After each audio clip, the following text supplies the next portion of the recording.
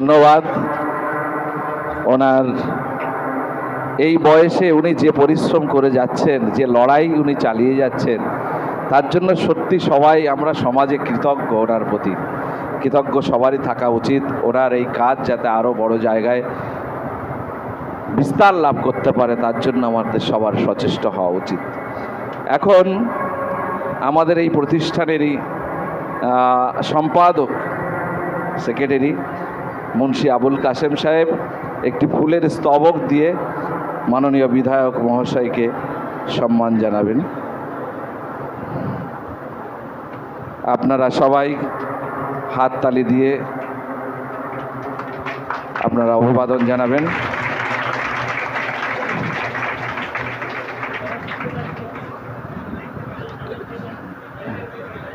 এরপর আমাদের শিশু বিকাশ একাডেমির প্রধান শিক্ষক মহাশয় মুন্সি ফারুক আহমেদ সাহেব, তিনি একটি ফুলের স্তবক দিয়ে ওনাকে সম্মান জানাবেন।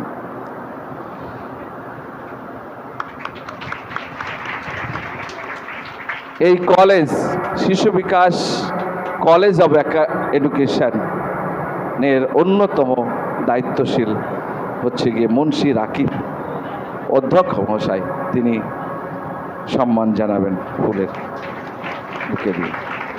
পরে আছেন শিশু বিকাশ একাডেমির অ্যাসিস্ট্যান্ট টিচার অনুশ্রী ধারা। অনুশ্রীদিকে বলবো ওনার সম্মান জানানো। আব্দুল আজিজ অ্যাসিস্ট্যান্ট টিচার, আব্দুল আজিজ, তিনি সম্মান জানাচ্ছেন আমাদের প্রিয় বিধায়ককে। এরপরে ওহিদুর জামান মণ্ডল, ওহিদুর জামান মণ্ডল, আপনারা সবাই স্থিরভাবে শুনবেন।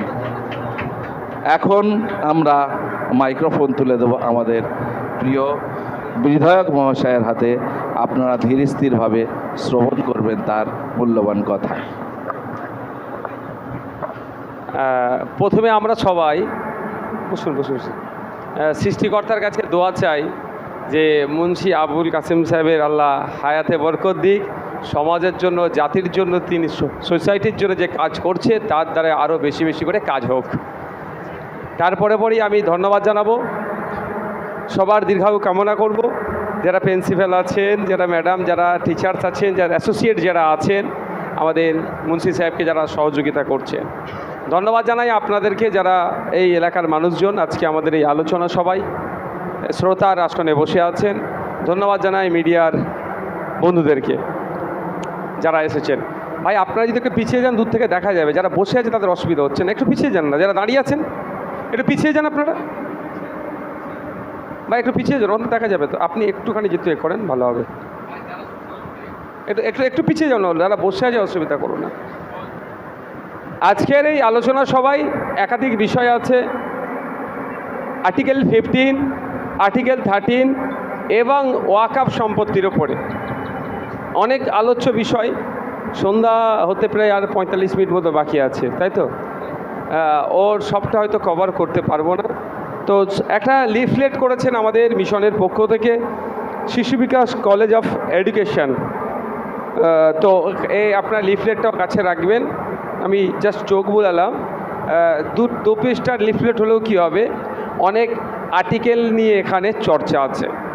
আমি আর্টিকেল 15-এ যদি আসি, যেখানে আমাদের মুন্সি সাহেব শেষ করলেন, সংবিধানের 15 নম্বর অনুচ্ছেদে বলা আছে ধর্ম, বর্ণ, জাত, ইভেন জন্মস্থানের কে সামনে রেখে কোনো ভারতীয় নাগরিকের সাথে বৈষম্য করা যাবে না। অর্থাৎ আবার লিঙ্গ, অর্থাৎ তুমি মহিলা, তোমায় বৈষম্যে স্বীকার করতে পারবে না, সংবিধান সেটা কঠোরভাবে বারণ করেছে। আপনি হিন্দু, আপনি দলিত, আপনি মুসলমান, আপনি আদিবাসী, আপনি যে কোনো ধর্মেরই হোক না কেন, যে কোনো বর্ণেরই হোক না কেন, যে কোনো জাতিরই হোক না কেন, আপনার ভারতবর্ষের যে কোনো প্রান্তে আপনি বসবাস করবেন, জন্মগ্রহণ করেন না কেন, আপনার সাথে বৈষম্য করা যাবে না। এটা আমাদের সংবিধান আমাদের অধিকার দিয়েছে। কিন্তু দুর্ভাগ্য আমাদের মানুষ, জনগণ, ভোটে নির্বাচিত সরকার আমাদের সেই রাইটটাকে ঠিকঠাক এক্সারসাইজ করছে না বা আমাদেরকে এক্সারসাইজ করতে দিচ্ছে না। অনেক সময় আমরা কি দেখছি, মহিলা হওয়ার জন্য কর্মক্ষেত্র থেকে বিতাড়িত হতে হচ্ছে, মহিলা হওয়ার জন্য তার ফান্ডামেন্টাল রাইটস, তার কনস্টিটিউশন যে রাইট সেটা সে পাচ্ছে না। অনেক ক্ষেত্রে কি দেখছি, আদিবাসী হওয়ার জন্য, দলিত হওয়ার জন্য, মুসলমান হওয়ার জন্য যে তার অ্যাকচুয়াল তার রাইট সেটা সে পাচ্ছে না, বঞ্চিত হচ্ছে। এই বঞ্চনার যারা করছে, যারা বঞ্চিত করছে, তারা সংবিধানের আর্টিকেল 15কে ভায়োলেট করছে। তাই আর্টিকেল 15 আমাদেরকে আরও বেশি ভালো করে বুঝতে হবে। আমি বারবার বলি, আজকেও বলছি, যারা ধর্মে আমরা বিশ্বাসী, হিন্দু, মুসলিম, খ্রিস্টান, শিখ, ইসাই, বিভিন্ন ধর্মে আমরা বিশ্বাসী, আবার ভারতবর্ষের এই আমাদের সংবিধান আমাদেরকে এটাই আমাদের শ্রেষ্ঠ সংবিধান, পৃথিবীর শ্রেষ্ঠ লিখিত সংবিধান। এটা আমরা গর্ব করে বলি, যে যেই ধর্মেই পালন করুক না কেন ভারতবর্ষে মাথা তুলে থাকবে, বাঁচবার স্বাধীনতা আছে। আবার অনেকজন ধর্মে বিশ্বাসী নয়, তারা নিজেদেরকে ধর্মের বাইরে রাখতে চায়, তারাও এই ভারতবর্ষে মাথা তুলে বাঁচবে। সুতরাং সেই জায়গা থেকে দাঁড়িয়ে বলছি, যারা আমরা হিন্দু সমাজের মানুষ, খ্রিস্টান, আদিবাসী, মুসলিম সমাজের মানুষ, দেখবেন আমরা প্রত্যেকে বাড়িতে ধর্মগ্রন্থ রাখি, পড়ি, অবশ্যই পড়া দরকার। সব ধর্ম শান্তির কথা বলছে। যদি আমরা ধর্মগ্রন্থ পড়ে মুসলমান হই, ধর্মগ্রন্থ পড়ে হিন্দু, ধর্মগ্রন্থ পড়ে খ্রিস্টান আমাদের মধ্যে আমরা থাকি, তাহলে দেখবেন এই ভেদাভেদ হবে না। কারণ কোনো ধর্মগ্রন্থে হিংসা বিদ্বেষের কথা বলে নাই। বরঞ্চ যারা ধর্মের নামে হিংসা করছে, জাতের নামে হিংসা করছে, বর্ণের নামে হিংসা করছে, খোঁজ নিয়ে দেখবেন তারা ধর্মগ্রন্থই পড়ে না। তাই প্রত্যেকের বাড়িতে ধর্মগ্রন্থ রাখা দরকার এবং সেটাকে নিয়মিত অধ্যয়ন করা দরকার। সাথে সাথে আজকের এই আমি আলোচনা সভাতে আমি আপনাদের কাছে অনুরোধ করব, আমরা প্রত্যেকে বাড়িতে যে ভাষায় কমফোর্ট হবে, কেউ ইংলিশ, কে বেঙ্গলি, এখন অলচিকি লিপি সাঁওতালি ভাষাতেও সংবিধান রচনা হয়েছে। তো আপনাদের বলবো, আপনারা একটা করে সংবিধানের কপি আপনাদের বাড়িতে রাখবেন। কাকে কান নিয়ে চলে যাচ্ছে বলে কাকের দিকে তাকানোর প্রয়োজন নয়। সংবিধান খুলুন, আপনার অধিকার কি আপনি নিজে দেখে নিন, তারপরে চর্চা অন্যজনের কথা শুনবেন। এই এসআইআর হতে দেবো না, এসআইআর হতে দেব, এই যে গল্প চলছে। কিন্তু আর্টিকেল 324 দেখুন, সেখানে ইলেকশন কমিশনকে এসআইআর করার অধিকার দেওয়া আছে। হ্যাঁ, এসআইআরের পদ্ধতিগত ত্রুটি নিয়ে আমরা বিতর্ক করতে পারি, কিন্তু আমাদের যে বোঝানো হচ্ছে এসআইআর করতে দেবো না, তুমি আমার পাশে থাকো, সম্পূর্ণ অনৈতিক কথা। তাই অনুরোধ আপনাদেরকে, একটা করে সংবিধানের কপি আপনাদের বাড়িতে রাখবেন। যখন অসুবিধা হবে খুলবেন, খুলে দেখবেন, নিশ্চিতভাবে রুট আপনি পেয়ে যাবেন সংবিধানের মধ্যে। বাকি কোন জাজমেন্টে কি হয়েছে না হয়েছে সেটা আলাদা ব্যাপার, সেটা পরবর্তী পাওয়া যাবে, কিন্তু রুট পাওয়া যাবে। আর একটা আমরা দাবি করেছি, আপনারা আওয়াজ তুলবেন, যে ক্লাসে যেরকম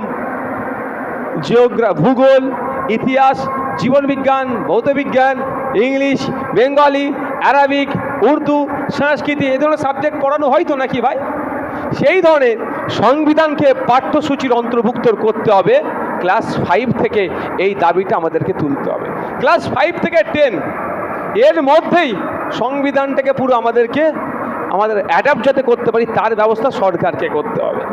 আমরা জানি যারা রাষ্ট্রবিজ্ঞান নিয়ে মাস্টার্স করেছেন বা গ্র্যাজুয়েশন করেছেন, তারা সংবিধানটাকে তারা অধ্যয়ন করে, কিন্তু যারা মাস্টার্স করছেন বা গ্র্যাজুয়েশন করছেন, কিন্তু ক্লাস 5 থেকে 10-এর ছেলেরা জানতেই পারছে না।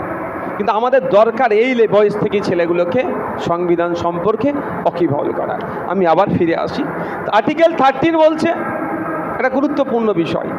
আর্টিকেল 13-এর একটা গুরুত্বপূর্ণ বিষয় আছে, একটু ঠান্ডা মাথায় শুনবেন, যে আজকে আমাদের রাজ্যে প্র্যাকটিসটা হচ্ছে না। 13 তো আছে, আমি 13-এর যেটা আছে, ধর্মীয় ও ভাষাগত সংখ্যালঘুদের অধিকার রয়েছে, তারা তাদের পছন্দ মতো প্রতিষ্ঠান স্থাপন করবে আর পরিচালনা করবে। মানে আপনি ধর্মীয় সংখ্যালঘু, পশ্চিমবাংলার যদি কথা বলি, কদিন আগে গিয়েছিলাম, ধর্মীয় সংখ্যালঘু পশ্চিমবাংলায় 6টি আছে, 6টি সম্প্রদায়ের মানুষ। আর লিঙ্গুইস্টিক মাইনরিটি 7টা এখন ট্রিট করা হয়। তাহলে ভাষাগত আর ধর্মগত যারা সংখ্যালঘু, তারা তাদের প্রতিষ্ঠান, তাদের ইচ্ছা মতো প্রতিষ্ঠান স্থাপন করবে এবং পরিচালনা করবে। এই রাইটটা কে দিয়েছে? বাবা সাহেব আম্বেদকরের রচিত সংবিধান আমাদেরকে দিয়েছে। কিন্তু দুর্ভাগ্য, আমরা আমাদের অধিকার সম্পর্কে সচেতন না থাকার ফলে কি হচ্ছে, আমরা আমাদের শিক্ষা প্রতিষ্ঠানকে জানতেই পাচ্ছি না। আমি একটা উদাহরণ দিচ্ছি। খ্রিস্টান দ্বারা পরিচালিত যে কলেজগুলো, সেই কলেজ প্রতিষ্ঠা করবে কারা? খ্রিস্টানরা। কি সিলেবাস হবে? অবশ্যই সেটা স্টেট সেন্ট্রালের গাইডলাইনের মধ্যে থাকতে হবে। কারা পড়াবে সবটাই ঠিক করবে খ্রিস্টান সম্প্রদায়ের মানুষ।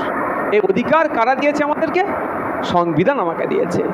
একটা মুসলিম সম্প্রদায়ের ইংলিশ মিডিয়াম তৈরি করছে, মাইনরিটি স্ট্যাটাসে ইংলিশ মিডিয়াম তৈরি করবে কে? মুসলিম সম্প্রদায়ের মানুষ তৈরি করার অধিকার আছে। কি সিলেবাস হবে? অবশ্যই গাইডলাইন মেনে হতে হবে। আর কারা পড়াবেন, কারা পরিচালনা করবেন, টিচার কারা হবেন, সেটাই মুসলিম যে যারা ম্যানেজিং কমিটিতে আছে তারা ডিসাইড করবে। এই পাওয়ারটা সংবিধান দিয়েছে। আপনারা কি ইউটিলাইজ করতে পারছেন ভাই? বলুন।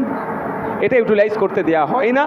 পাওয়ারটা শুধুমাত্র এখন সংবিধানের কিতাবের মধ্যে, বইয়ের মধ্যে লিপিবদ্ধ আছে। বিকজ অফ, কারণটা কি? ওখানে লিপিবদ্ধ আছে, বাস্তবায়ন হচ্ছে না। এই আমরা, আপনি, আমি, আপনারা সবাই মিলে এটা আমরা জানি না। এটা যদি আমরা সবাই জানতাম তাহলে আমাকে আমার রাইটটা এক্সারসাইজ করতে সুযোগ দিত। এক্সারসাইজ করার সুযোগ দিচ্ছে না, আমরা জানছি না বলে। আমি ধন্যবাদ জানাবো আমি হোল টিমকে, আমাদের এই মিশনের, যারা এত সুন্দর একটা আলোচনা সভা রেখেছে, যেখানে অনেক সময় অনেক আলোচনা সভা হয়, সেগুলো গুরুত্বপূর্ণ, যেটা পিওর সংবিধানকে নিয়ে চর্চা হবে। আর যে আইনটাকে নিয়ে সব থেকে বেশি চিন্তিত, সেই আইনটাকে নিয়ে চর্চা হবে। তো এটা আমাদের সংবিধান আমাদের পাওয়ার দিয়েছে। আর্টিকেল 25, 26 দেখুন, আপনি কিভাবে ধর্মচারণ করবেন, কে হবে, সেখানে বাধা বিপত্তির কোনো জায়গা নাই।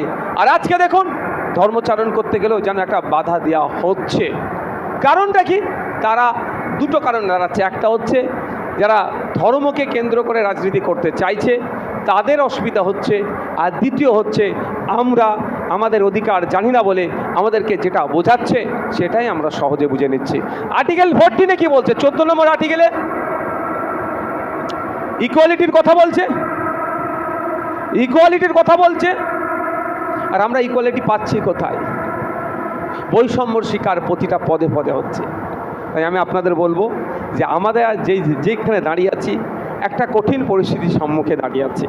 মুসলিম ভাবছে আমার সব কেড়ে নিচ্ছে, ঠিক কথা। অন্যরা সব পেয়ে যাচ্ছে, এটা ভুল কথা। আপনি দেখুন, যেমন মুসলিম সম্প্রদায়ের কাছ থেকে ওয়াকফ সম্পত্তি কাড়ার অপচেষ্টা চলছে। ফরেস্ট রাইট অ্যাক্ট 2006-কে অ্যামেন্ডমেন্ট করে ওটা 2023-এ নতুন আইন বার করেছে। আদিবাসীদের কাছ থেকে জঙ্গল কেড়ে নেওয়ার অপচেষ্টা চলছে। ঠিক যেভাবে প্রিন্সিপাল অ্যাক্ট অফ 1995 ওয়াকফের, তাকে অ্যামেন্ডমেন্ট করে 2025-এ ওয়াকফ সম্পত্তি কেড়ে নেওয়ার অপচেষ্টা চালাচ্ছে, একইভাবে ভাই আদিবাসীদেরও জঙ্গলের পরিধি কমিয়ে দিয়ে, অর্থাৎ জঙ্গলকে আরও সংজ্ঞাতে 100 কিলোমিটার আরও ভিতর দিকে ঢুকিয়ে দিচ্ছে। ওই 100 কিলোমিটারের মধ্যে পুঁজিপতিরা, শিল্পপতিরা আমোদ প্রমোদের জায়গা করবে, যেই 100 কিলোমিটারটা 2006 ফরেস্ট রাইট অ্যাক্ট অনুযায়ী আদিবাসীদের দখলে থাকার কথা, 5th শিডিউল অনুযায়ী ওটা আদিবাসীদের পাওয়া দরকার। তাহলে এটা মাথায় রাখবেন। কেউ যদি ভাবেন শুধু মুসলমানরাই বঞ্চিত হয়ে যাচ্ছে, আমি অন্তত এটা বিশ্বাস করব না। যাদের বলার লোক নাই, যারা সচেতন নাই, তারাই আজকে বঞ্চিত হচ্ছে। তো আপনি আমি বঞ্চনার হাত থেকে সেই দিনই মুক্তি পাবো যেই দিন আপনি আমি জানবো, বুঝবো এবং গণতান্ত্রিক প্রক্রিয়ায় আমরা রুখে দাঁড়াতে পারবো। বাবা সাহেব আম্বেদকর আজকে দেখুন 1950 সালে অ্যাডাপ্ট হয়েছে। আজ বাবা 2 বছর 11 মাস 18 দিন ধরে অক্লান্ত পরিশ্রম করে বাবা সাহেব আম্বেদকর আমাদের হাতে সংবিধান তুলে দিয়ে গিয়েছিলেন। কিছু অ্যামেন্ডমেন্ট হয়েছে, কিন্তু প্রিন্সিপাল জায়গাতে অ্যামেন্ডমেন্ট করার ক্ষমতা নাই কারো। কিন্তু তারা তুলে দিয়ে গিয়েছিলেন বলে আজকে আমরা এটাকে অস্ত্র করে বেঁচে আছি। কিন্তু আমরা আমাদের পরবর্তী প্রজন্মকে কি দিয়ে যাব? সংবিধান তো অবশ্যই দিয়ে যাব। তার সাথে আমরা কি কি তার সাপোর্টিং দিয়ে যেতে পারবো, সেটা আমাদেরকে খুঁজতে হবে। এই প্রশ্নটা আপনাদের কাছে রেখে গেলাম যে আমরা অন্তত এই জায়গায় সেমিনার হলে বসে একটা সংবিধানকে নিয়ে আলোচনা করার সুযোগ পাচ্ছি আমাদের পূর্বপুরুষদের কন্ট্রিবিউশনের জন্য। আমি ঠিক বলছি তো স্যার? স্যার আমি তো ঠিকই বলছি। আমাদের পূর্বপুরুষের কন্ট্রিবিউশনের জন্য আমরা এই অন্তত এই বলার স্বাধীনতা পাচ্ছি। আমাদের পরের প্রজন্ম এই বলার স্বাধীনতা পাবে তো, থাকবে তো, না এইটাও চর্চা করতে দেবে না, তার ষড়যন্ত্র চলছে। তাহলে সেটাকে কিভাবে আটকাতে হবে, এই কোশ্চেনটা আপনাদের কাছে আমি করছি। নিজের বাড়িতে গিয়ে আজকে আপনারা নিজেরাই উত্তর বার করবেন, এবং উত্তরটা বার করবেন নিজের ক্ষেত্রে, সেটা অ্যাপ্লাই করবেন। আমি এই বিষয়ে যাব না। একটা গুরুত্বপূর্ণ বিষয় যে 2025-এর ওয়াকফ অ্যামেন্ডমেন্ট অ্যাক্ট করেছে। এই অ্যাক্ট যখন বিল ছিল তখন মোদিজির দলের লোকেরা, কেন্দ্রের সরকারের যারা আছে তারা বারবার কি বলেছিল, মুসলমান মহিলাদের, মুসলমান মানুষদের উপকার করবে। তাহলে মহিলারা হয়তো ভাববে এই মোদিজি হয়তো আমাদের উপকার করবে, মুসলিম মানুষজন হয়তো ভাববে মোদিজি আমাদের উপকার করবে। আমি একটা জায়গায় দাঁড়িয়ে বলছি, মোদিজির বিজেপির কাছ থেকে মুসলমান উপকার তো দূরের কথা, গরিব হিন্দু উপকার পাবে না, উপকার তারা করবে না। কেন বলুন তো? এই যে সরকারটা তৈরি হয়েছে, পুঁজিপতিদেরকে সব সময় কিভাবে ব্যাকিং দেবে, পুঁজিপতিদের হয়ে কিভাবে তাদের মত অনুযায়ী কিভাবে চলবে, সেই জন্য একের পর একটা অ্যামেন্ডমেন্ট করছে। আপনারা জানেন, অবাক হবেন, সীমান্তবর্তী এলাকায় থেকে 10 কিলোমিটারের মধ্যে হেভি কোনো ইন্ডাস্ট্রি করার আইন ছিল না। আমি যদি ভুল বলি, হাতে সবার এখন গুগল আছে, মোবাইল আছে না, গিয়ে টাইপ করলে বেরিয়ে যাবে। 10 কিলোমিটার সীমান্ত থেকে 10 কিলোমিটার হেভি কোনো ইন্ডাস্ট্রি করার নিয়ম ছিল না। কিন্তু মোদিজির বন্ধুদের পড়েছে গুজরাটের বন্দরে, মানে আপনার সীমা থেকে 10 কিলোমিটারের মধ্যে বড় ইন্ডাস্ট্রি করতে হবে। আইনটা চেঞ্জ করে কি করে দিল, আপনার সীমা থেকে 1 কিলোমিটার পর্যন্ত, মানে 9 কিলোমিটার কমিয়ে দিল। তাহলে কাদের স্বার্থে আইনটা করলো? পুঁজিপতিদের স্বার্থে। কিন্তু 2014 সালে গরিব হিন্দু মুসলমান নির্বিশেষে ক্ষুধার সূচকে সারা পৃথিবীর যে কটা দেশ নিয়ে সমীক্ষা চালিয়েছিল, সম্ভবত 63 নম্বর র্যাঙ্ক বা 56তে আমাদের দেশ ছিল। আর 2025 সালে দেখুন 127টি দেশকে নিয়ে সমীক্ষা চালিয়ে ক্ষুধার সূচকে আমাদের দেশ 105 নম্বরে আছে। আমি জনসংখ্যার অনুপাতে যদি বলি, 18% মতো মুসলিম সারা ভারতবর্ষে আছে। তাহলে 100 জন ক্ষুধার্ত যদি ভারতবর্ষে থাকে, 18 জন মাত্র মুসলমান। আরও 2 জন ছেড়ে দিলাম, 20 জন মাইনরিটি কাস্টের। হ্যাঁ, তাহলে 80 জন কে কোন ধর্মের? হিন্দু ধর্মের। তো তারা বড় লোক হিন্দু, যারা রাত্রে না খেয়ে ঘুমাচ্ছে। বলুন ভাই, একটু রিয়াকশান দেবেন, ভালো লাগবে। নাহলে বলবো আমি হাওয়াতে কথা উড়াচ্ছি, আপনারা এইখানে শুনছেন, এইখানে বার করে দিচ্ছেন, তাহলে শেষ করে দেবো বক্তব্য। কি বলছি বুঝতে পেরেছেন? অপুষ্টিতে ভোগা শিশুর সংখ্যা সারা পৃথিবীর দেশগুলোকে সমীক্ষা করলে আফ্রিকার 2টো সম্ভবত কান্ট্রি পরে আমাদের ভারতের অবস্থান কেন? যদি 100টা বাচ্চা অপুষ্টিতে ভোগে, জনসংখ্যার অনুপাতে রেশিও তাহলে কি বলছে? 18 থেকে 20টা মুসলিম সহ যারা মাইনরিটি, তারা 20টা কিন্তু হিন্দু সমাজের। তাই আমি ওইটা বলার কারণ যে মোদিবাবু গরিব হিন্দুদের উপকার করবে না আর মুসলমানদের উপকার করবে না, শুধুমাত্র উপকার কাদের করবে? যাদের আছে। ফার্মার্স বিল নিয়ে অনেক লড়াই হয়েছে, আপনারা জানেন। আপনারা অনেক কৃষক আছেন এখানে, আমরাও লড়াই করেছি। তো ফার্মার্স বিল নিয়ে সে কাদের উপকার করতে চেয়েছিল? কৃষকদের, শিল্পপতিদের, পুঁজিপতিদের। তাদের প্রিজার্ভ করে রাখার ক্যাপাসিটি আরও বাড়িয়ে দিচ্ছিল। আপনি একটা ফসল, একটা ফুলকপির কথা বলি, আমি যেখানকার বিধায়ক সেখানে তো চাষ আর চাষ। একটা ফুলকপি উৎপাদন করতে প্রায় 3 থেকে 5 টাকা খরচ পড়ে যায়, কম বেশি বলছি। মার্কেটে সেটা 15 টাকা দাম হওয়া দরকার। কমিশনের রিপোর্ট সেটাই বলছে, কিন্তু ফুলকপিটা 1 টাকায় বিক্রি হচ্ছে। ওই ফুলকপিটা যখন আপনি হোটেলে যাচ্ছেন বা আপনার রান্না চালায় যখন আসছে, আপনাকে 20 টাকায় কিনতে হচ্ছে। কৃষক পাচ্ছে 1 টাকা আর আপনি কিনছেন 20 টাকায়। এই মধ্যিখানে যে সিস্টেমটা আছে সেটা ভাঙছে কি? এটা দালালে খেয়ে নিচ্ছে। তো আমাদের বক্তব্য, আমাদের নয়, এটা কমিশনের বক্তব্য ছিল এটা, যে একটা উৎপাদিত ফসলের 3 গুণ দাম করতে হবে। একটা দাম খরচ, একটা তার সময় দিয়েছে, মানে যখন চাষ করেছে, দ্বিতীয়টা হচ্ছে তার লাভ। কিন্তু সেটা হয়নি। যা গরিব হিন্দু, গরিব আর মুসলমানের উপকার মোদিজি করবে না। নতুন আইন নিয়েছে মোদিজি, মুসলমানদের কতটা উপকার করেছে আপনারা একটু শুনতে চান? যারা শুনতে চান একটু হাত তুলুন তো। মোদিজি মুসলমানের উপকার করতে শুনতে হবে ভাই। আমি কিন্তু খুব লেজি ছেলে, যদি 8টায় বার হওয়ার দরকার হয় আমি 6:30 থেকে অ্যালার্ম দিই, জানেন, সকাল 6:30 থেকে অ্যালার্ম দিই, তাও আমার 12তে লেট হয়ে যায়। আমি এত লেজি ছেলে। তো মোদিজি মুসলমানের উপকার করবে, আমি যখন বিলটা পড়তে লাগলাম, পরে তো আইন হয়েছে, অ্যাক্ট পরে হয়েছে, আগে বিল। তো আমি দেখে অবাক, আপনাদেরকে কিছু শেয়ার করবো আজকে যে কীভাবে মুসলমানদের উপকার করছে। আর কটা বাজে বলো তো, দেখে বলো না।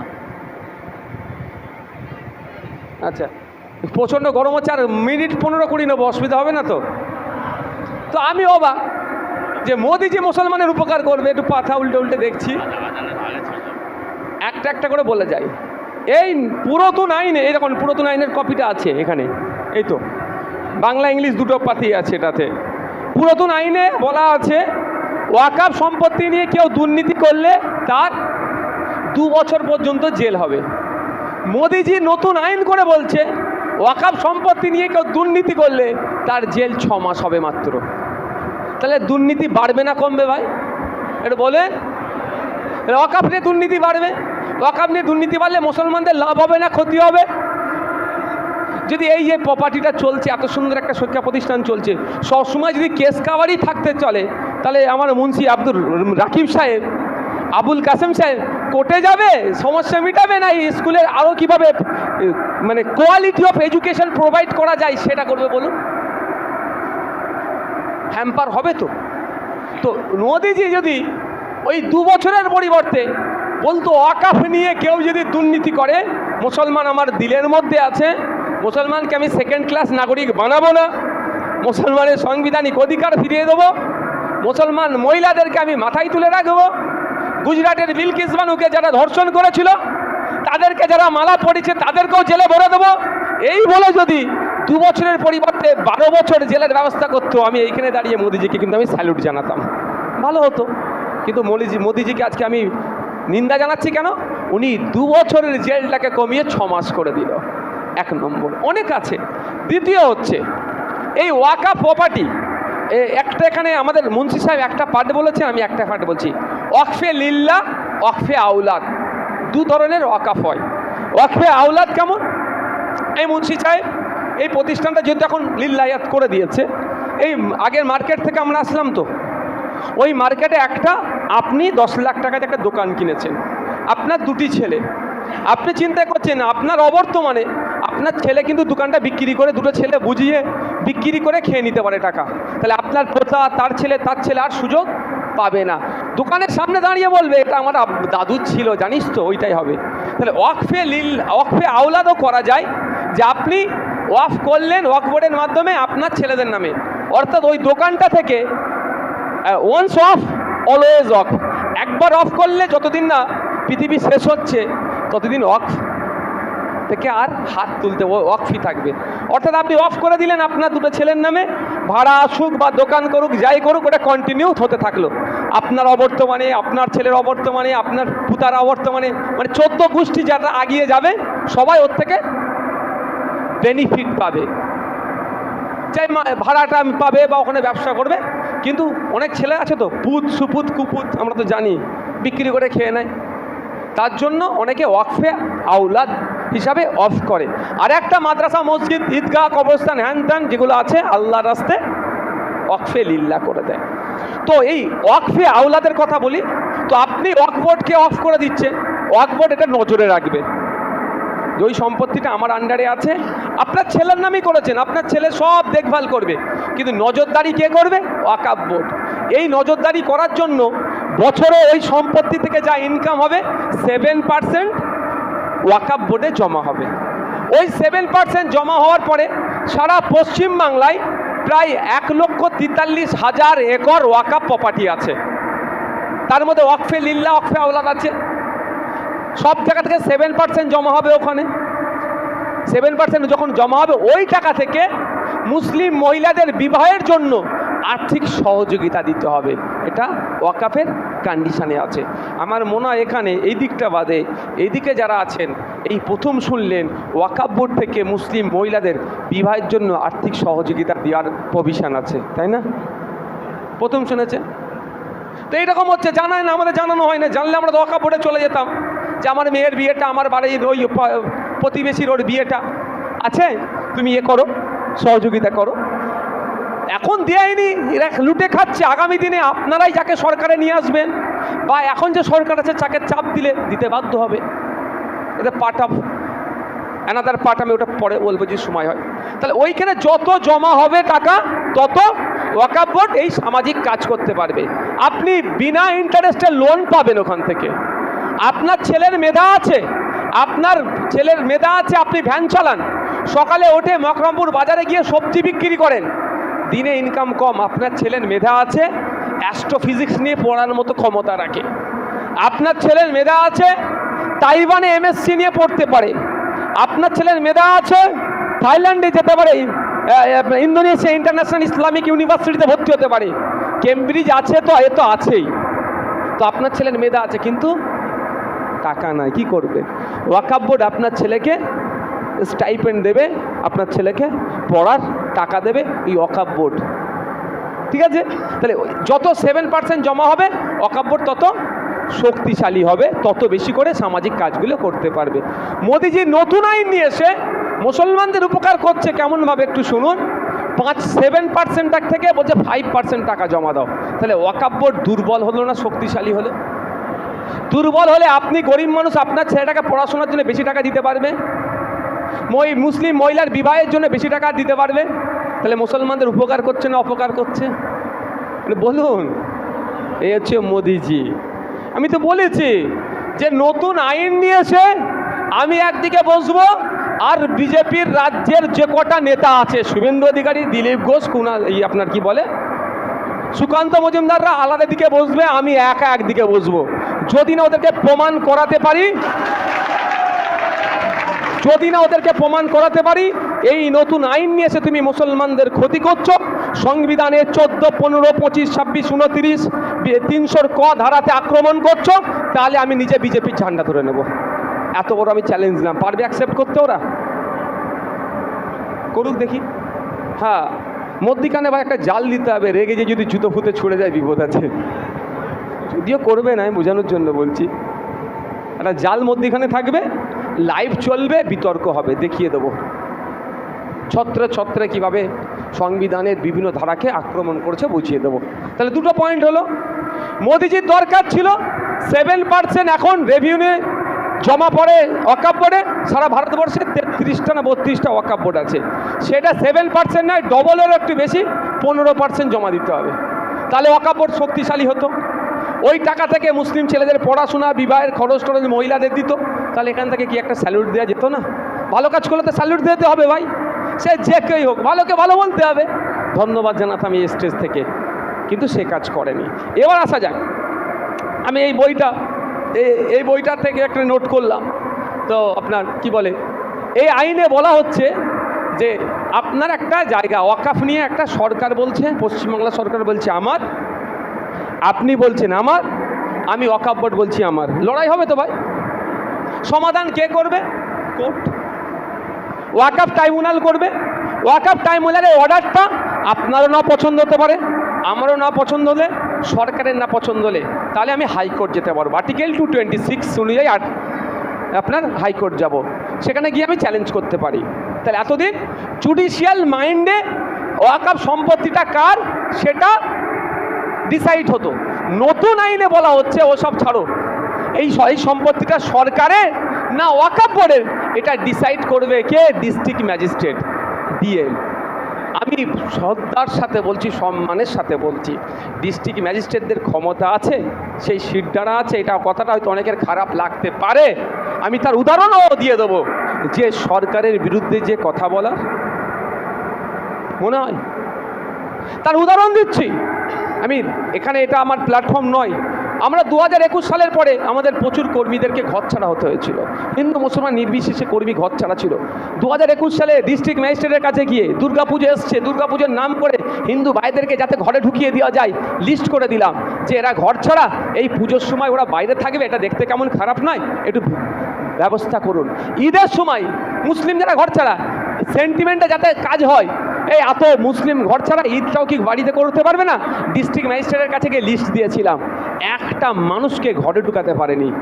যদি রাজনৈতিকভাবে বিতাড়িত হয়ে একটা মানুষকে ঘরে ঢুকাবার মতো জায়গায় না ডিস্ট্রিক্ট ম্যাজিস্ট্রেট থাকে, তাহলে এইটা পশ্চিমবাংলা সরকারের জায়গা না আব্দুল করিমের ওয়াকাফের জায়গা, এটা ডিসাইড মনে হবে সঠিক হবে?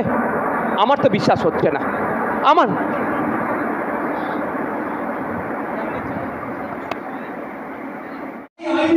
এই জন্য বিরোধিতা করছে আমরা। এই আইনে বলা হচ্ছে হঠাৎ এই যে মসজিদ আলাদা হচ্ছে ওয়াকাফ সম্পত্তি হলে এসে যদি বলে এটা ডিস্ট্রিক্ট ম্যাজিস্ট্রেট যেটা ওয়াকাফের একটা সরকারি সম্পত্তি, এই বন্ধ করা এটা সরকারি সম্পত্তি, আপনি কি করবেন? নোটিশ দিল, বন্ধ করো, ঠিক আছে? এবার ব্যাপারটা দেখুন, এই বন্ধ করো এটা সরকারি সম্পত্তি না আব্দুল জব্বারের ওয়াকাফের সম্পত্তি, এটা ডিসাইড করবে ডিস্ট্রিক্ট ম্যাজিস্ট্রেট। কিন্তু কোনো লিমিটেশন উল্লেখ করে দেয়নি যে কতদিনের মধ্যে এই মসজিদটা অ্যাকচুয়াল সরকারি সম্পত্তি না ওয়াকাফি সম্পত্তি ডিসাইড করবে, এটা উল্লেখ করে দেয়নি। তাহলে কি হবে? 200 বছর যদি তালা মেরে মসজিদে রেখে দেয় নামাজ পড়তে পারবে না, এর আমরা বিরুদ্ধে। এই একটা আর একটা উদাহরণ দিয়ে আমি ছেড়ে দেবো। একটা হচ্ছে ইন্ডিয়ান লিমিটেশন অ্যাক্ট 1963। ওই আইনের 36 নম্বর ধারাতে বলা আছে যে আপনার ওই আইনের 36 নম্বর ধারাটা নতুন আইনে অমিট করেছে, তুলে দিয়েছে। ইন্ডিয়ান লিমিটেশন অ্যাক্ট আমি যদি আপনাকে আগে সহজে বুঝিয়ে দিই, এই রাস্তার ধারে দেখবেন অনেক জায়গা আছে, তো অনেক পাবলিকের জায়গা আছে। কেউ যদি একটা দোকান করে বসে গেল, একটা খুলে বড় করে বসে গেল, কেউ যদি 12 বছর বসে যায় আপনি তাকে তুলতে পারবেন না, তুলতে পারবেন না। কারণ ইন্ডিয়ান লিমিটেশন অ্যাক্ট বলছে 12 বছর যদি কোনো মানুষ ওই জায়গায় বসে যায়, সেই জায়গার খাতায় কলমের মালিক না হলে ওই জায়গার প্রতিষ্ঠাতা হয়ে যাচ্ছে, সরকার মালিক হয়ে যাচ্ছে। কিন্তু এতদিন পর্যন্ত ওয়াকাফ সম্পত্তিতে ইন্ডিয়ান লিমিটেশন অ্যাক্ট প্রযোজ্য ছিল না। অর্থাৎ ওয়াকাফ সম্পত্তিতে 12 বছর কেন 120 বছর ধরে বসবাস করলে কোর্টে গিয়ে চ্যালেঞ্জ করলে ওয়াকাফের ভর্তি বা ওয়াকাফ সম্পত্তি বলেই গণ্য হবে। কেউ যদি ওখানে বসে তাকে তুলে দেওয়ার পর্যন্ত অর্ডার দেবে। এবার আসা যাক নতুন আইনে মোদিজি কি করলেন, ওই অ্যাক্টকে তুলে দিল। অর্থাৎ আপনার জায়গায় ওয়াকাফ জায়গায় যদি কেউ 12 বছর বসবাস করে নেয় তাহলে ওটা কি হবে, ওটা সে তার ক্লেম করতে পারবে। এবার আসি 12 বছর আছে না 12 দিন বসে 12 বছর হয়ে গেছে, আপনি কি করবেন? প্রমাণ করতে পারবেন? তাহলে কোথায় যেতে হবে? সাক্ষী লাগবে না 12 দিন বসেছে না 6 মাস বসেছে বা 12 মাস বসে 12 বছর বলছে, তাহলে ওয়াকাফ সম্পত্তিটা নিয়ে কেস দেওয়ারই লিটিগেশনের দিকে ওয়াকাফ সম্পত্তি ছেড়ে দিচ্ছিল, উপকার করছে না অপকার করছে। এইবার আমি একটা উদাহরণ দেখাই। পীর গোলাজান আব্বাসী রহমতুল্লাহ আলাইহির মাজার হাড়োয়াতে আছে, দেবঙ্গা হাড়োয়া, জানেন তো? ওখানে ওনার মাজারের নামে 1000 বিঘে ওয়াকাফ প্রপার্টি, 1000 বিঘে চুরি করতে করতে করতে করতে এখন মাত্র 5 বিঘে এসে ফিরেছে, বাকি সব নিয়ে নিয়েছে। 995 বিঘা সম্পত্তি এখন বেহাকে আছে। পুরাতন আইনে অর্থাৎ প্রিন্সিপাল অ্যাক্ট অফ 1995 এ বলা আছে যে ওই যে কোনো সময় ওই 995 বিঘা সম্পত্তি উদ্ধার করার ক্ষমতা ওয়াকাফ বোর্ডের আছে। শুধু শিক্ষারা যুক্ত একটা সরকারের দরকার, শিক্ষারা যুক্ত সরকার থাকলেই 995 বিঘা সম্পত্তি উদ্ধার করতে পারা যেত। এখন নতুন আইনে ওই জমির আশপাশে যাওয়া যাবে না, কারণ 2025 আইন করে দিয়েছে। তাহলে এটা উপকার করবে না ক্ষতি করবে মোদিজি? এবার এটা শুধু কি মুসলমানদের জন্য ক্ষতি হয়েছে? এটা কি সংবিধান বহির্ভূত কাজ হয়েছে না সংবিধানের মধ্যে থেকে মোদিজি ক্ষতিকার করেছে? ক্ষতি করেছে আবার সংবিধানটাকে ভায়োলেট করে করেছে। আর্টিকেল 50 বলা হচ্ছে বর্ণ জাত লিঙ্গ জন্মস্থান দেখে বৈষম্য করা যাবে না। দক্ষিণ 24 পরগনার অন্যতম বড় মন্দির সাগরে কি নাম বলুন না, কবির বলুন আশ্রম মন্দির, ওই মন্দিরের যে জায়গাগুলো আছে সেই জায়গাগুলো এই ধরনের আইন দ্বারা পরিচালিত।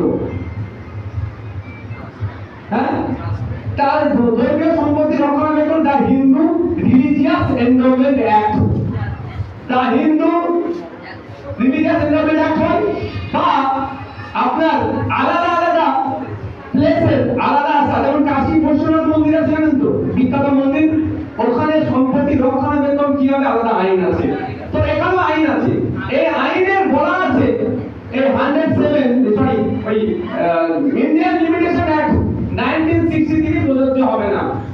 আই মিন যে এই আপনার জায়গা নম্বর সাগরের কপিলমুনি আশ্রমের মন্দিরের কোন জায়গাতে কেউ যদি 12 বছর কেন 50 বছর বসবাস করে, এই আশ্রম যে কোনো সময় গাড়িতে ওটা তুলে দিতে পারবে, এই আইন আছে। আপনার এখানে যদি শিখ ধর্মের মানুষ থাকে, খ্রিস্টানদের গির্জা যদি থাকে, সবার বলা আছে, সব আইন আছে আলাদা আলাদা। ওই আইনে বলা আছে যে খ্রিস্টানদের ধর্মীয় সম্পত্তি, হিন্দু ভাইদের দেবদেবীকে উৎসর্গ করা সম্পত্তি, যে সম্পত্তি হোক না কেন ধর্মীয় ক্ষেত্রে যেগুলো আছে সেইগুলোতে এই 12 বছরের লিমিটেশন অ্যাক্ট এখানে কেউ প্রযোজ্য করতে পারবে না। অর্থাৎ তুমি দেবী সম্পত্তিতে, ঠাকুরের সম্পত্তিতে 50 বছর বসে থাকলে ওই মন্দির কর্তৃপক্ষ চাইলে তোমাকে তুলে দিতে পারবে, কোর্টে গিয়েও তুমি সুরাহা পাবে না। এতদিন ওয়াকাফের জন্য ছিল, এখন মোদি এসে নতুন করে ওয়াকাফের থেকে এটা সরিয়ে দিল। তাহলে বৈষম্য হচ্ছে না? আমি মুসলমান, আমার সাথে বৈষম্য হচ্ছে। আর বৈষম্য করতে বারণ কে বলছে? সংবিধান 15 নম্বর আর্টিকেল বলছে। তাই জন্যই তো আমি এটা এর বিরোধিতা করছি। দেখ, সময় স্বল্প, মাগরিবের নামাজ আছে। আবার মোদিজি যে আইন করে দিয়েছে, প্র্যাকটিসিং ইসলামের মধ্যে না থাকলে আপনি অফে আলাদা করতে পারবেন, অফে রিলা করতে পারবেন। এই আইনে বলা আছে 5 বছর আপনাকে প্র্যাকটিসিং ইসলামে হতে হবে। এই যে কোন নামাজ জামাতের সাথে পড়ছেন না, মোদি জানতে পেরে গেলে কিন্তু আর পারবেন না ভোট করতে। ইয়াতি করছি না, সিনিয়র বলছি আমি। কিন্তু একবারের জন্য বলেনি, কোনো কারো ইচ্ছা গেল দুর্গা ঠাকুরের নামে 2 বিঘা সম্পত্তি উৎসর্গ করতে গেলে 5 বছর তাকে হিন্দু থাকতে হবে। একবারের জন্য বলছে না, গির্জাতে 1 বিঘা সম্পত্তি উৎসর্গ করলে 5 বছর তাকে খ্রিস্টান হতে হবে। একবারের জন্য বলছে না, জৈন ধর্মের জন্য আপনি সম্পত্তি দিতে গেলে 5 বছর আপনাকে জৈন থাকতে হবে। একবারের জন্য বলছে না, আপনি গুরুদুয়ারাতে সম্পত্তি উৎসর্গ করবেন, দেবেন, তা 5 বছরের জন্য আপনাকে শিখ হতে হবে, এটা বলছে না। শুধু বলছে আপনি যদি ওয়াকাফ করতে চান তাহলে কি হবে? আপনাকে 5 বছর মুসলমান হতে হবে। তাহলে আমার সাথে বৈষম্য হচ্ছে। আমি মুসলমান বলি, আমাকে আপনি চাপিয়ে দিচ্ছেন। অন্য ধর্মের মানুষ সাথে ধর্মীয় সম্পত্তি উৎসর্গ করতে গেলে কোনো অসুবিধা নাই, শুধু ওয়াকাফকে উৎসর্গ করতে গেলে ঝামেলা নেই। এই প্রশ্নটা সংবিধান বৈধ হচ্ছে। আর একটা কথা, ভারতবর্ষের ইতিহাস, পশ্চিমবঙ্গের ইতিহাস একটা সম্প্রীতির ইতিহাস। কি হয়েছে? মন্দিরের জায়গা নাই, মুসলিম মন্দিরের জায়গা করতে দিয়েছে। কবরস্থানের জায়গা অভাব, হিন্দু ভাই এগিয়ে এসেছে কবরস্থানের জায়গা করতে দিয়েছে। শ্মশানের জায়গা অভাব, মুসলমান ভাই এগিয়ে গেছে। মসজিদের জায়গা অভাব, হিন্দু ভাই এগিয়ে এসেছে। এটা আমাদের হয়নি রাজ্যে দেশে, এটা আমাদের সংস্কৃতি, এটা আমাদের পারস্পরিক সৌজন্যতা। মোদিজি নতুন আইন দিয়েছে, আর কোনো হিন্দু ভাই যদি অফ করতে চায়, আগে অফ করতে হিন্দু ভাই পারতো, এখন বন্ধ করে দিয়েছে। তাই হিন্দু মুসলমানের বিভাজন এই মোদিজি নতুন আইনে করতে চাইছে। তাই এই আইনের আমরা বিরোধিতা করছি। দেখুন, স্বল্প সময় সব বলা সম্ভব নয়। আপনাদেরকে একটা কথা বলে শেষ করবো। এটা একটা শিক্ষা প্রতিষ্ঠানে আমি দাঁড়িয়ে আছি, আমার কাছে অনেক খবর আছে। আমাদের কানুনসি সাহেব যথেষ্ট যারা আর্থিকভাবে দুর্বল, তাদের ছেলে মেয়েদেরকে ইনাদের উপযুক্ত একদম পরিবারের লোকজন, যত অ্যাসোসিয়েট যারা আছে, যথেষ্ট তারা সহযোগিতা করে। আমি একটা কথা আপনাদের বলে যাবো। দেখুন, আজকে আমার কথা আপনাদের খুব ভালো লাগছে, তাই অনেকে ভালো লাগছে, নওশাদ সিদ্দিকী অ্যাডভোকেটের মতো কথা বলছে। কেন ভালো লাগছে বলুন তো? দুটো কারণ। একটা হচ্ছে নওশাদ সিদ্দিকীর মতো মোহাম্মদ নাম দিয়ে নেতাদেরকে শুধু বোম মারার কাজে লাগানো। নওশাদ বোমের পরিবর্তে সংবিধানের কথা বলছে, ওই জন্য ভালো লাগছে। আর দ্বিতীয়টা, আত্মসমালোচনা করতে আমি খুব পছন্দ করি। আমি জানি না বলে আমাকে শুনতে খুব ভালো লাগছে, খারাপ লাগতে পারে, কিন্তু আমি আত্মসমালোচনা করার পক্ষে।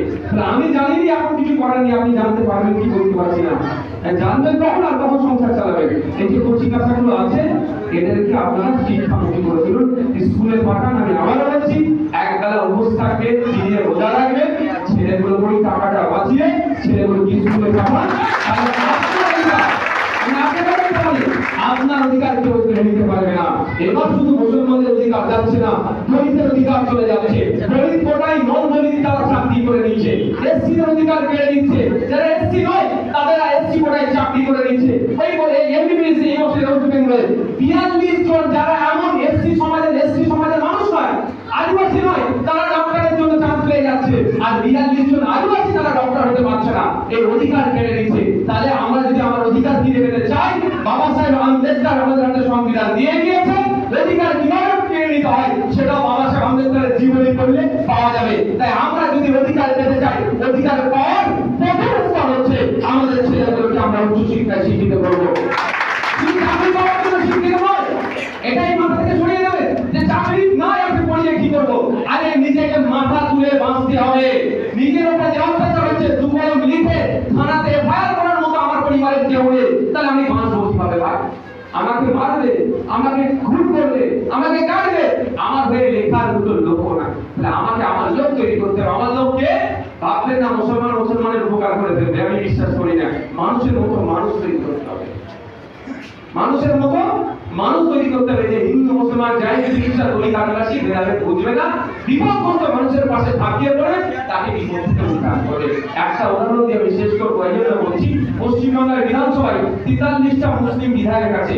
একবারের জন্য নওশাদ সিদ্দিকী ছাড়া কেউ বলতো না যে মুসলিমদের এই দুরবস্থাকে কাটিয়ে তুলতে হবে।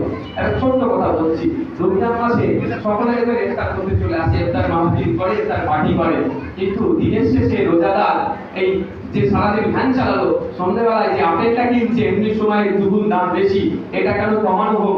বিধানসভায় বলার মতো নওশাদ সিদ্দিকী ছাড়া দ্বিতীয় কেউ না। আমি বলার মতো আমরা লাভটা কি হবে? আনিসকে ফোন করলো, আর্টিকেল 30 সঠিক সঠিক ব্যবহার হচ্ছে না, এটা বলার মতো মুসলমান চলে আসুন।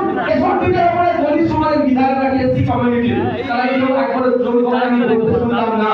এই নওশাদ ছাড়া যে কত এসসি সার্টিফিকেট দিয়েছে, তাদের বিরুদ্ধে কি ব্যবস্থা গ্রহণ হয়েছে তার জবাব দিন। তাহলে আদিবাসী দলিত নেই কি হবে? দলিতের দেশে উপকার করবে? আদিবাসী সমাজে 18টা এমএলএ আছে, একবারের জন্য বলতে শুনলাম না ফিফথ শিডিউল আদিবাসী অধ্যুষিত এলাকায় ইমপ্লিমেন্ট করা হবে। যদি আদিবাসী অধ্যুষিত এলাকায় ফিফথ শিডিউল ইমপ্লিমেন্ট করা হয়, আদিবাসীদের কার পেছন দিকে টাকাতে হবে না, আদিবাসীদের টাকাই বরঞ্চ সরকারের একটা অংশ চলবে। এটা কি তাহলে 18টা আদিবাসী তাই আমি আপনাদের বলবো, মুসলমান হলেই মুসলমানের উপকার করবে, হিন্দু হলেই হিন্দুর উপকার করবে, আদিবাসী হলেই আদিবাসীর উপকার করবে। অন্তত এটা আমি বিশ্বাস করি না। আমি বিশ্বাস করি মানুষের মতো মানুষ তৈরি করুন আপনার ছেলেদেরকে, এরাই হিন্দু মুসলমান নির্বিশেষে মানুষের উপকার করবে, দেশকে এগিয়ে নিয়ে যাবে। ধন্যবাদ, সকলে ভালো থাকবেন। আসসালামু আলাইকুম। ধন্যবাদ আমাদের প্রিয় ভাইজানকে আমরা ধন্যবাদ জানাই। আমরা প্রতিষ্ঠানের